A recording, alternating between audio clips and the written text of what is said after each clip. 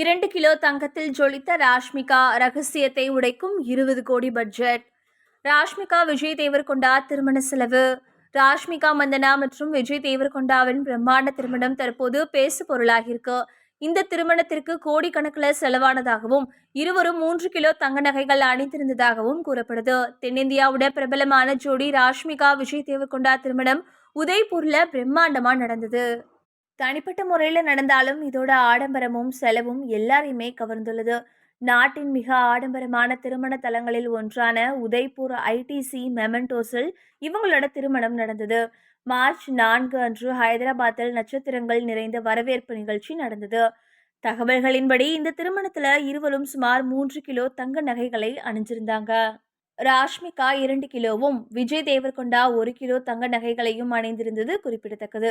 ஊடக அறிக்கைகளின்படி இந்த பிரம்மாண்ட திருமணத்துக்கு சுமார் 12 கோடி முதல் 20 கோடி வரை செலவானதாக கூறப்படுது. இது குறித்து அதிகாரப்பூர்வ அறிவிப்பு எதுவும் வெளியாகவே இல்லை.